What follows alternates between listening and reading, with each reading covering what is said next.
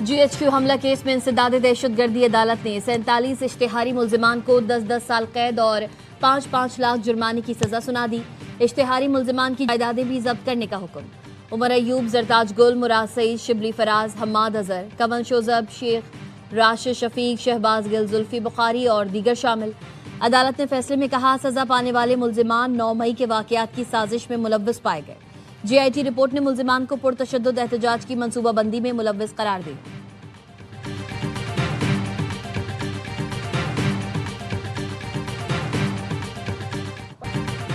مشرق وسطی میں جنگ کا پاکستان پر اثر، پیٹرول اور ڈیزل 55 روپے فی لیٹر مہنگا، مٹی کے تیل کی قیمت میں 130 روپے 8 پیسے کا بڑا اضافہ کر دیا گیا۔ وزیر پیٹرولیم علی پرویز ملک نے کہا حکومت نے مشکل فیصلہ کیا، جیسے ہی صورتحال بہتر ہوگی پیٹرولیم مصنوعات کی قیمتوں میں کمی کی جائے گی۔ عالمی سطح پر پیٹرول $106.80 پر پہنچ چکا۔ مشکل مرحلے میں توانائی کی ضرورتیں پوری کرنے کے لیے کوشاں ہیں۔ PNSC کے 2 جہاز راستے میں ہیں، معلوم نہیں موجودہ بحران سے کب اور کیسے نکلیں گے۔ ہمیں بحیثیت ریاست اور قوم معاملات کو ذمہ داری سے نبھانا ہوگا۔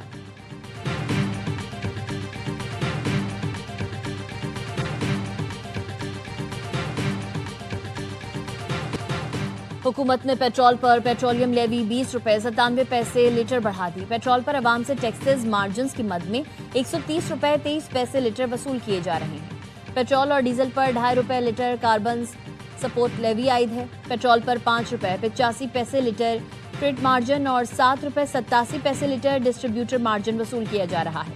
ڈیزل پر عوام سے 78 روپے 8 پیسے فی لیٹر ٹیکسس مارجن وصول کیے جا رہے ہیں۔ مٹی کے تیل پر 20 روپے 36 پیسے لیٹر اور لائٹ ڈیزل پر 15.84 روپے فی لیٹر لیوی عائد ہے۔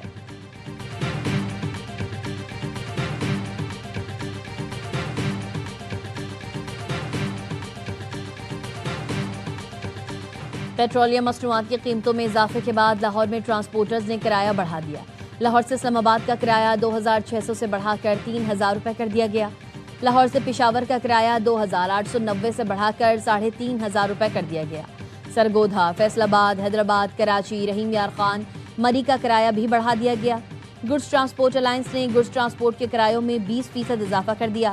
شہریوں کا حکومت سے پیٹرول کی قیمت میں اضافہ واپس لینے کا مطالبہ، کہا مہنگائی سے پہلے ہی پریشان تھے، قیمتوں میں اضافہ مسائل بڑھا دے گا، ہر چیز پہنچ سے دور ہو جائے گی، حکومت غریبوں کا خیال کرے، پیٹرول سستا کرے۔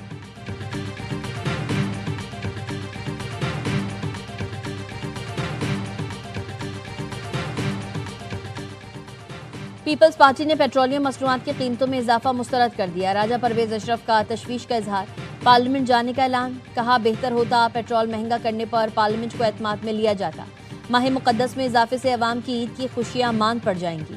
مشیر خزانہ خیبر پختونخوا مزمل اسلم کا کہنا ہے اگر عالمی مارکیٹ میں تیل $120 تک چلا گیا تو کیا حکومت پیٹرول 500 روپے فی لیٹر قیمت کرے گی؟ بانی PTI کے دور میں تیل $120 تھا، لیکن مقامی قیمت 150 روپے فی لیٹر تھی۔ معاون خصوصی اطلاعات خیبر پختونخوا شفیع جان نے کہا پیٹرولیم مصنوعات کی قیمتوں میں 55 روپے کا اضافہ عوام پر ظلم کے مترادف ہے۔ جماعت اسلامی نے بھی پیٹرولیم مصنوعات کی قیمتوں میں اضافہ مسترد کر دیا۔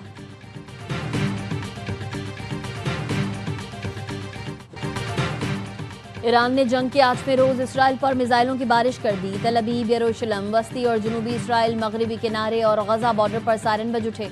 اسرائیلی فوج نے ایران کی جانب سے داغے نئے میزائلوں کی تصدیق کر دی، کہا ایرانی میزائلز کو ڈیفنس سسٹم ناکارہ بنا رہا ہے۔ پاسداران انقلاب نے وعدہ صادق 4 کے 24ویں لہر کی ویڈیو جاری کر دی، بتایا میزائل حملوں میں تل ابیب میں اہداف کو کامیابی سے نشانہ بنایا۔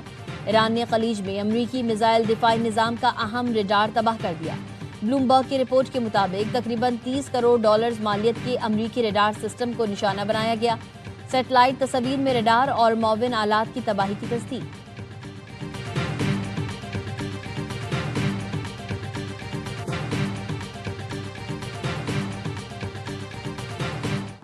امریکہ اور اسرائیل نے ایران پر حملے تیز کر دیے۔ تہران میں مہرآباد ایئرپورٹ پر دھماکے، ایئرپورٹ کا کچھ حصہ متاثر ہوا۔ تہران کے مغربی حصے میں دھماکے کی آواز سنی گئی۔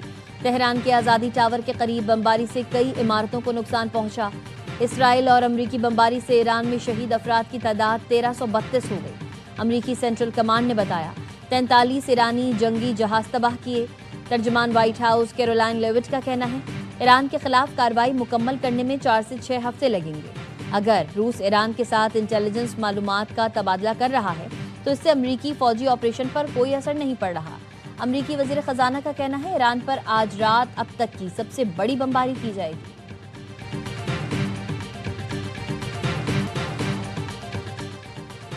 امریکہ نے اسرائیل کو ہنگامی صورتحال میں $151.8 ملین کے ہتھیار فروخت کرنے کی منظوری دے دی۔ ٹرمپ انتظامیہ نے اس فیصلے کے لیے ہنگامی اختیار استعمال کیا تاکہ کانگریس کی نظر ثانی کی شرط کو ختم کیا جا سکے۔ امریکی محکمہ خارجہ کے مطابق ہتھیاروں میں 1000 پاؤنڈ کی 12,000 بم باڈیز شامل ہیں۔ اس کے ساتھ انجینئرنگ، لاجسٹکس اور تکنیکی معاونت کی خدمات بھی فراہم کی جائیں گی۔ یہ ہتھیار خطرات سے نمٹنے کی اسرائیلی صلاحیتوں کو بہتر بنائیں گے۔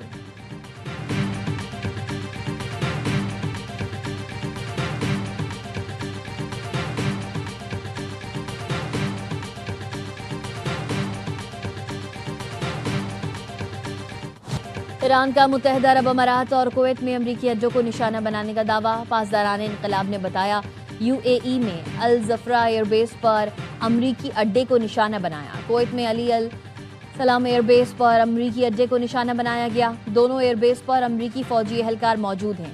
یو اے ای کا ایران کے 9 بیلسٹک اور 8 کروز میزائل تباہ کرنے کا دعویٰ۔ وزارت دفاع نے بتایا you a E air defence نے 112 ڈرونز انٹرسیپٹ کیے، 109 کو تباہ کیا۔ سعودی عرب کا کہنا ہے آئل فیلڈ اور فضائی اڈے پر حملے کو ناکام بنا دیا ہے۔ وزارت دفاع کے مطابق 6 ڈرونز کو راستے میں ہی روک لیا گیا۔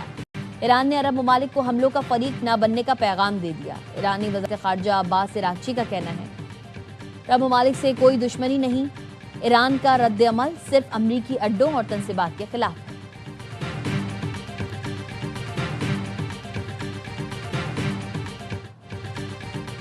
جنگ روکنے کے لیے عالمی رہنماؤں کے رابطے۔ روسی صدر ولادیمیر پوٹن اور ایرانی صدر مسعود پزشکیان کے درمیان رابطہ۔ روسی محکمہ دفاع کے مطابق روس اور ایران کے درمیان سفارتی رابطے برقرار رکھنے کا فیصلہ کیا گیا۔ امریکی میگزین بلومبرگ کا کہنا ہے سعودی عرب نے کشیدگی کم کرنے کے لیے ایران سے براہ راست رابطے تیز کر دیے۔ ترک صدر رجب طیب اردوان اور سعودی ولی عہد محمد بن سلمان کے درمیان بھی فون پر گفتگو۔ صدر اردوان نے سفارتی راستے کو فروغ دینے اور مذاکرات کی بحالی پر زور دیا۔ برطانوی وزیر اعظم سر کیئر سٹارمر نے بھی سعودی ولی عہد سے رابطہ کیا، حمایت کی یقین دہانی کرائی۔ اقوام متحدہ کے سیکریٹری جنرل انتونیو گوتریس نے جنگ فوری روکنے کا مطالبہ دہرایا۔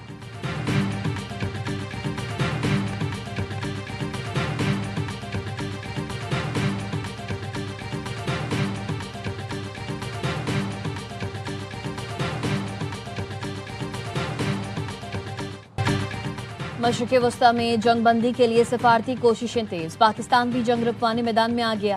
وزیر اعظم شہباز شریف اور فیلڈ مارشل سید عاصم منیر متحرک۔ عالمی رہنماؤں اور فوجی سربراہان سے رابطے۔ نائب وزیر اعظم اسحاق ڈار کہتے ہیں پاکستان کی بھرپور کوشش ہے دوست ممالک کے ساتھ مل کر جنگ بندی کرائی جائے۔ وزیر خارجہ اسحاق ڈار اور ایرانی ہم منصب عباس عراقچی کے درمیان ٹیلی فونک رابطہ۔ دونوں وزرائے خارجہ نے قریبی روابط برقرار رکھنے پر اتفاق کیا۔ وزیر داخلہ محسن نقوی کی سعودی ہم منصب سے گفتگو۔ سعودی عرب پر حملوں کی شدید مذمت کی، سلامتی اور استحکام کے لیے پاکستان کی حمایت کا اعادہ کیا۔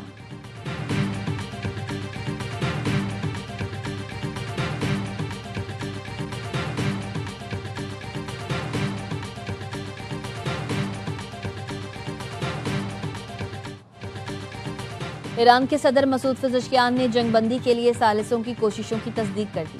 کہتے ہیں چند ممالک نے ثالثی کی کوششوں کا آغاز کیا ہے۔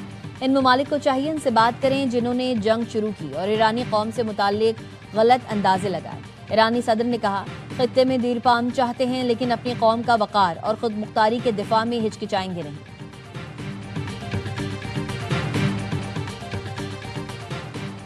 روس مشرق وسطی میں امریکی فوجی پوزیشنز کے بارے میں ایران کو خفیہ معلومات فراہم کر رہا ہے۔ واشنگٹن پوسٹ کے مطابق روس امریکی بحری جہازوں اور طیاروں کی لوکیشن ایران کو دیتا ہے۔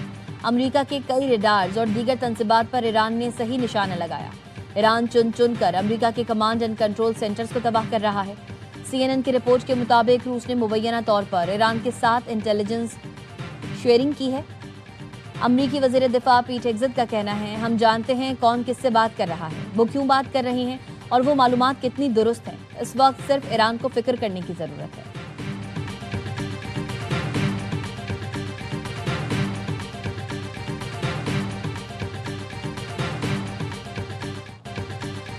قطر کا فضائی حدود محدود پروازوں کے لیے جزوی طور پر دوبارہ کھولنے کا فیصلہ۔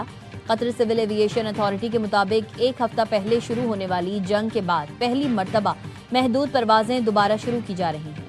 فضائی حدود جزوی طور پر کھولی جا رہی ہیں۔ اس میں صرف انخلا اور ضروری سامان لے جانے والی کارگو پروازوں کو اجازت دی جائے گی۔ آئندہ دنوں میں مزید پروازوں کا انحصار سیکیورٹی صورتحال کے جائزے پر ہوگا۔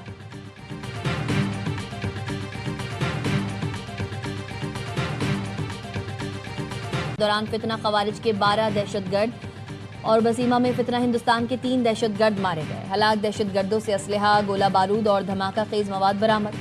ISPR کے مطابق علاقے میں کلیئرنس آپریشن اور مزید دہشت گردوں کی تلاش جاری ہے۔ صدر، وزیر اعظم، وفاقی وزیر داخلہ کا سیکیورٹی فورسز کو خراج تحسین۔ صدر آصف علی زرداری نے کہا ملک سے دہشت گردی کا مکمل خاتمہ اولین ترجیح ہے۔ وزیر اعظم شہباز شریف نے کہا دہشت گردی کے خلاف جنگ میں قوم افواج پاکستان کے ساتھ کھڑی ہے۔ محسن نقوی کا کہنا ہے فورسز نے بروقت کارروائیاں کر کے خوارج کے ناپاک عزائم کو خاک میں ملایا۔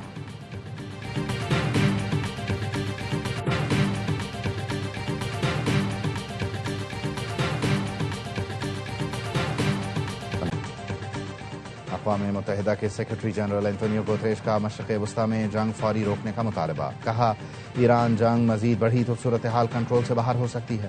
مشرق وسطی میں حملوں سے شہریوں کو شدید نقصان اور تکلیف پہنچ رہی ہے۔ جنگ طویل ہوئی تو عالمی معیشت کو شدید خطرات لاحق ہو سکتے ہیں۔ UN سیکرٹری جنرل نے فوری سنجیدہ سفارتی مذاکرات شروع کرنے کی اپیل کی۔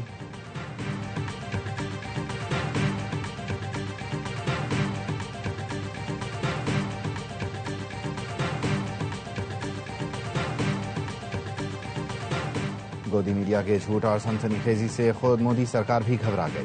نیوز چینلز کی ریٹنگ جاری کرنے پر 1 ماہ کی پابندی عائد۔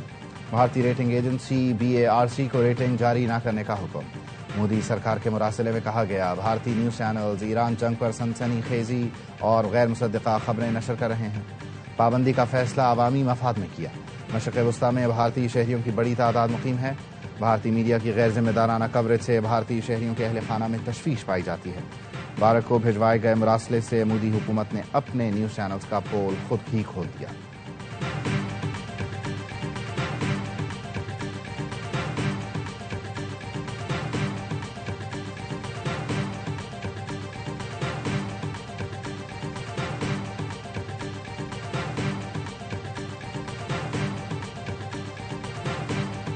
Unfortunately, since August 2021, a terrorist group, a criminal organization, has hijacked the country. As every day passes, the political crisis, humanitarian crisis, economic crisis, and security crisis is becoming much worse. You have terrorists running the country. Afghanistan Afghanistan کے معاملات اس وقت دہشت گرد چلا رہے ہیں۔ بدقسمتی سے اگست 2021 سے دہشت گرد تنظیمیں افغانستان پر قابض ہیں۔ National resistance front of Afghanistan کے رہنما علی میسم نظری کا BBC کو انٹرویو۔ کہا کرمنل آرگنائزیشن نے افغانستان کو یرغمال بنا رکھا ہے۔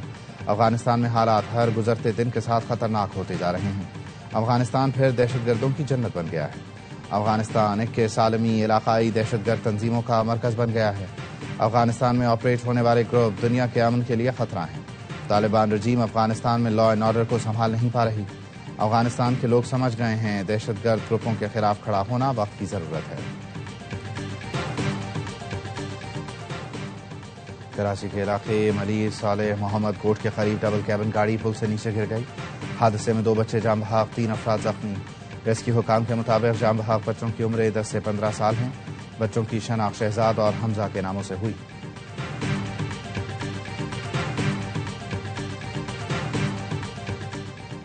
ایدھی فاؤنڈیشن کے سربراہ فیصل ایندھی کو ای چالان موصول۔ فیصل ایندھی کو بغیر ہیلمٹ موٹر سائیکل چلانے کا چالان بھیجا گیا۔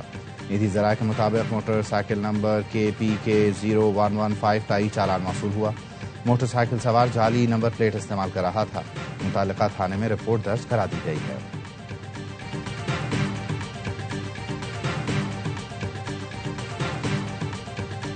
8 سال کا طویل انتظار ختم۔ پاکستان ہاکی ٹیم نے ورلڈ کپ کے لیے کوالیفائی کر لیا۔ قومی ٹیم نے ہاکی ورلڈ کپ کوالیفائر کے سیمی فائنل میں جاپان کو 4-3 سے شکست دی۔ عماد محمد، ابوبکر محمود، سفیان خان اور افراز نے 1-1 گول سکور کیا۔ پاکستان نے پہلے کوارٹر میں 1 گول کیا، چوتھے کوارٹر میں جارحانہ کھیل پیش کرتے ہوئے 3 گول داغے۔ فائنل میں پاکستان کا مقابلہ کل انگلینڈ سے ہوگا۔ وزیر داخلہ محسن نقوی کی قومی ہاکی ٹیم کو مبارکباد۔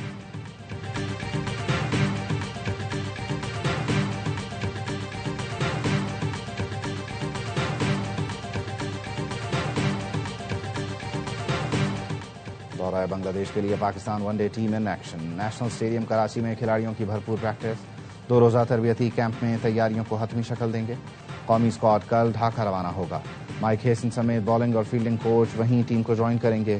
ون ڈے سیریز 11 سے 15 مارچ تک شیڈیول ہے.